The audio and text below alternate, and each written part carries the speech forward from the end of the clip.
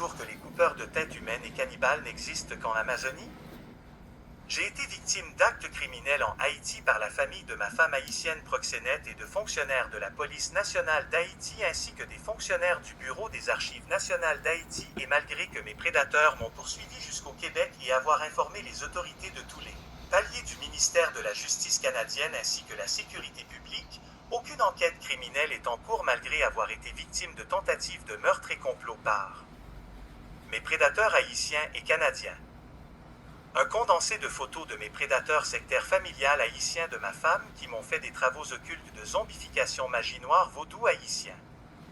Art.365 Code criminel canadien. Art.367 Code criminel canadien. Art.C36 Code criminel canadien. Droit de l'homme international. Chaque personne au monde a le droit aux mêmes droits humains fondamentaux. Ils incluent le droit de vivre sans craindre la torture, le droit de vivre libre d'esclavage, le droit d'être propriétaire de biens, et le droit à l'égalité et à la dignité, et de vivre libre de toute forme de discrimination. Témoignage choc.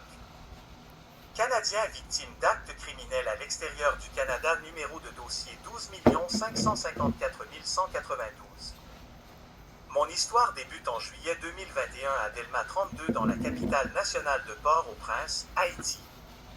Dans la nuit du 6 au 7 juillet 2021, j'étais dans ma chambre aux Révélations Hôtel à Port-au-Prince à environ 10 minutes en moto-taxi de Pétionville et 15 minutes de Morne-Calvaire. Au petit matin du 7 juillet 2021, je me dirigeais à la sortie de l'hôtel pour aller faire mes achats dans la rue quand le gardien de sécurité armé me prévient qu'il n'est plus possible de sortir du périmètre de l'hôtel jusqu'à nouvel ordre. C'est à ce moment-là que j'apprends que le président Moïse a été victime d'un meurtre à son domicile de Pétionville et les mesures de guerre venaient d'être instaurées pour retrouver les criminels dans la capitale nationale. Il n'était plus possible de sortir hors des limites de Port-au-Prince. Durant plus de 4 jours, il courait le bruit que le meurtre du président était commandité par les Blancs américains et j'étais persécuté et victime de racisme et l'ambassade canadienne avait fermé suite à l'attentat. J'ai fui la capitale pour me diriger au quai sud d'une zone agricole près de la mer des Caraïbes pour éviter la haine raciale, les provocations, intimidations, les menaces et conflits physiques. Je me suis rendu à geler sur la plage de la mer des Caraïbes avec mes bagages pour y passer la nuit en sécurité.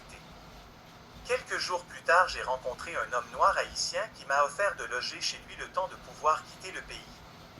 Il m'a ensuite présenté à une vieille dame ainsi qu'à une jeune femme haïtienne monoparentale.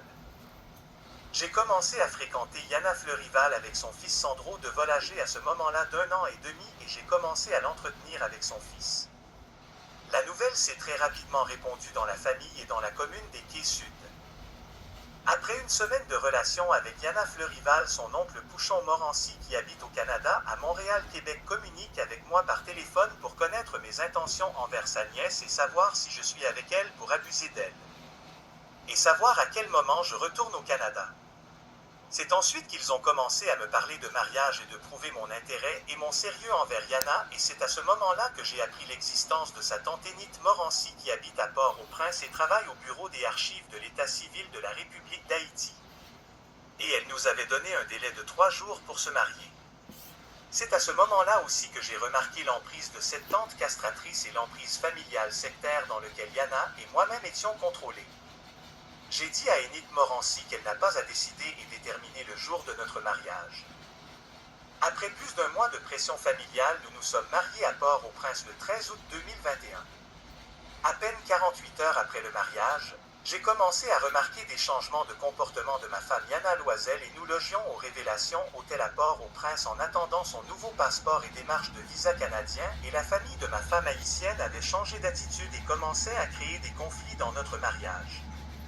Ma femme haïtienne avait débuté un cycle de violence psychologique et physique après 4 jours de mariage. Nous avons quitté Port-au-Prince pour nous diriger à Jacmel, Haïti pour nous retrouver seuls et sans conflit à l'hôtel Adriana de Jacmel. Ma femme haïtienne était devenue très violente physiquement et psychologiquement envers moi et j'ai dû porter 2 plaintes à la police nationale Haïti pour violence conjugale et menaces de mort contre ma femme. L'enquêteur Charlot de la police nationale d'Haïti était en connaissance du dossier et des preuves vidéo et photos et enregistrements sonores et jamais la police nationale d'Haïti ont fait les mises en état d'arrestation. J'ai dû quitter Haïti et abandonner ma femme le 4 octobre 2021 et la faire expulser de l'hôtel Adriana. Une fois de retour au Canada, j'ai vérifié toutes les conversations qu'elle avait avec sa famille et j'ai vérifié les photos et vidéos que j'avais fait en Haïti avec ma femme.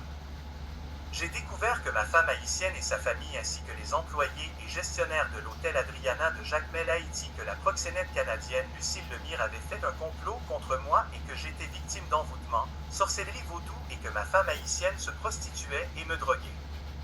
Nous avions rencontré une Canadienne à Jacmel du nom de Lucille Lemire qui utilisait ma femme comme prostituée et esclave sexuelle à Jacmel.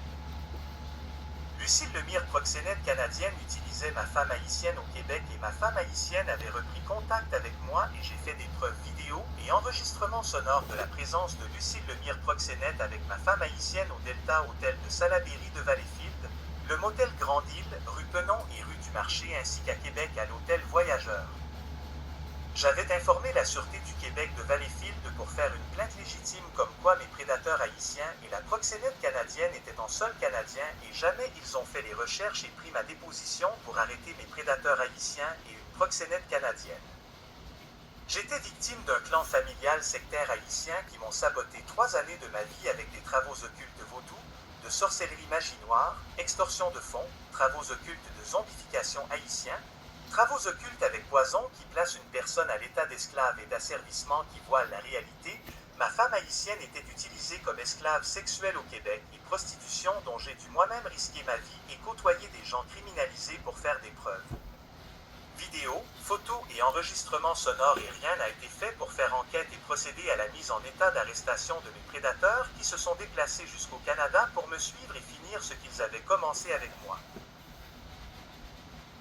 Les policiers de la Sûreté du Québec de Valleyfield et la police de Québec ont tout fait pour saboter une enquête criminelle qui implique de la sorcellerie magie noire vaudou satanique haïtienne en m'intimidant, me harcelant, m'arrêter dans le parc sauvé de Valleyfield sous le prétexte que j'étais en possession d'une bombe et ce sans avoir déclenché la logistique pour une alerte aussi impactante qu'extrême et communiquer avec des travailleurs de rue pour utiliser la loi P38 pour m'hospitaliser. Pour de faux motifs soi-disant des propos décousus et finalement m'expulser de l'hôtel Plaza de Valleyfield pour encore une fois utiliser les services communautaires pour m'isoler et finalement m'expulser de ma propre ville natale de Salaberry de Valleyfield. J'ai essayé de rencontrer le maire de Valleyfield et multiplier des appels pour expliquer ma situation et jamais le maire de Valleyfield m'a recontacté depuis juin 2024. Jean-Marc Loisel.